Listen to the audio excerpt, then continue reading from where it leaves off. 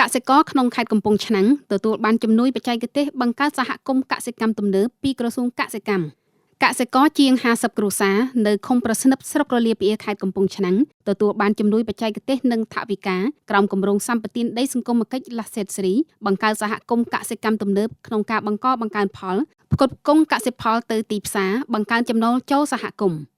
ឯកឧត្តមខឹមហ្វីណង់អនុរដ្ឋលេខាធិការក្រសួងកសិកម្មរុក្ខាប្រមាញ់និងនេសាទបានបន្តថាសហគមន៍កសិកម្មទំនើបប្រស្និបពន្លឺថ្មីមានសមាជិកចំនួន50គ្រួសារផ្ដោតសំខាន់លើផលិតកម្មបន្លែសុវត្ថិភាពក្នុងផ្ទះសំណាញ់ចំនួន100ខ្នងដែលមានការគាំទ្រជ្រោមជ្រែងពីក្រសួងកសិកម្មនៅផ្នែកទីផ្សារបច្ចេកទេសជាពិសេសការគាំទ្រទុនវិនិយោគប្រមាណ$50,000 40% ជាជំនួយឥតសំណង 60% ជាកម្ចីឥណទានការប្រាក់ទាបពីគម្រោងពិពិធកម្មកសិកម្មកម្ពុជាបាទជ្រាបសួរបច្ចុប្បន្ននេះខ្ញុំកំពុងនៅឯស្រុករលីពាខេត្តកំពង់ឆ្នាំងហើយខ្ញុំកំពុងស្ថិតនៅទីតាំងនៃគម្រោងដីសម្បទានសង្គមគិច្ចឡាសិតស្រីនៃតំបន់ប្រស្និបហើយខ្ញុំមកក្នុងថ្ងៃនេះក្នុងនាមក្រសួងកសិកម្មដើម្បីរៀបចំធ្វើសន្និបាតកំណើតដំបូងនៃសហគមន៍កសិកម្មទំនើបប្រស្និបពន្លឺថ្មីបាទហើយដែលជាសហគមន៍កសិកម្មទំនើបពៅគេដោយផ្ដោតលើការធ្វើផលិតកម្មបន្លែនៅក្នុងផ្ទះសំណាញ់ចំនួន100ខ្នងដែលបច្ចុប្បន្ននេះជាការចាប់ផ្ដើមយើងមានសមាជិកប្រហែលជា50គ្រួសារតែយើងរំពឹងទុកថាយើងនឹងមានសមាជិកបន្ថែមទៀតក្នុងពេលខាងមុខបាទគោលបំណងនៃការដែលក្រសួងកសិកម្មមកចូលរួមនៅក្នុងកម្មវិធីនៃគម្រោងដីសម្បទានសង្គមគិច្ចឡាសិត3នៅក្នុងតំបន់ប្រស្និបនេះគឺមិនមែនជាការចូលរួមដំបូងទេកន្លងមកក្រសួងកសិកម្មក៏បានចូលរួមអនុវត្តយ៉ាងសកម្មនៅក្នុងគម្រោងនេះ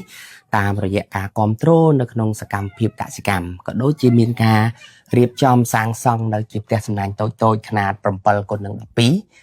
ជូនដល់គ្រួសារនីមួយៗផងដែរប៉ុន្តែដើម្បីដោះស្រាយនៅបញ្ហាជីវភាពឲ្យបានពេញលេញតែម្ដង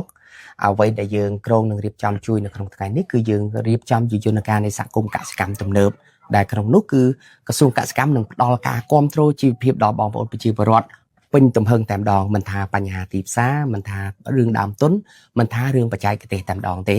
គឺយើងនឹងរៀបចំជូនកសិករមកគ្រប់តែម្ដងបាទឲ្យតែបងប្អូនកសិករយើងបាទមានកម្លាំងមានដីហើយមានឆន្ទៈគ្រប់គ្រាន់ក្នុងការចូលរួមសកម្មភាពកសិកម្មរបស់យើងគឺគាត់អាចបង្កើតនៅសកម្មភាពកសិកម្មដើម្បីទ្រទ្រង់ជីវភាពរបស់គាត់បានហើយតាមការប៉ានស្មានរបស់យើងយើងរំពឹងទុកថាយើងនឹងមានការវិនិយោគជាទុនកម្ចីប្រមាណជាកន្លះលានដុល្លារដើម្បីជួយគាំទ្រដល់បងប្អូនយើងនៅក្នុងតំបន់សម្បទានសង្គមគិច្ចនៅទីនេះហើយការវិនិយោគនេះនឹងជួយប្រែក្លាយធ្វើឲ្យកសិករក្នុងមួយគ្រួសារយើងតាមការប៉ានស្មានក្នុងមួយផ្ទះសំណាញ់ប្រហែលជាអាចនៅសល់ប្រាក់ចំណូលចំណេញ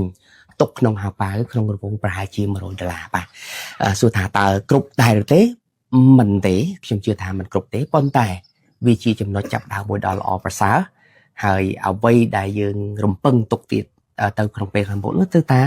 នៅពេលដែលសហគមន៍យើងឈរជើងរឹងមាំនៅទីនេះហើយយើងអាចបង្កើតនៅសកម្មភាពផ្សេងៗទៀតដើម្បីទ្រទ្រង់ជីវភាពរបស់ពួកគាត់ទូយ៉ាងដូចជាការចិញ្ចឹមមាន់ការដាំដំណាំផ្សេងៗទៀតដែលមានសក្តានុពលបាទយើងបូករួមផ្សំទៅគាត់អាចទ្រទ្រង់ជីវភាពរបស់ពួកគាត់គួរបញ្ជាក់ផងដែរថាគម្រោងបែងចែកដីដើម្បីសង្គមគិច្ចនិងការអភិវឌ្ឍសេដ្ឋកិច្ចដំណាក់កាលទី3គឺជាគម្រោងរបស់រាជរដ្ឋាភិបាលដែលបន្តគាំទ្រសម្បទានដីសង្គមគិច្ចបន្ទាប់ពីគម្រោងដំណាក់កាលទី1និងទី2នៅថ្នាក់ឃុំជូនគ្រួសារក្រីក្រដែលគ្មានដីសម្រាប់សង់ទីលំនៅនិងបង្កបង្កើនផលព្រមទាំងជួយគាំទ្រផងដែរដល់សហគមន៍ជនជាតិដើមភាគតិចគម្រោងនេះអនុវត្តដោយក្រសួងរៀបចំដែនដីនគររូបនីយកម្មនិងសំណង់និងក្រសួងកសិកម្មរុក្ខាប្រមាញ់និងនេសាទក្រោមថវិកាហិរញ្ញប្បទានឥណទានធនាគារពិភពលោករយៈពេល6ឆ្នាំ2020-2026និងថវិកាបដិភាគពីរាជរដ្ឋាភិបាលកម្ពុជាដែលមានថវិកាសរុបជាង$100 លានអាមេរិក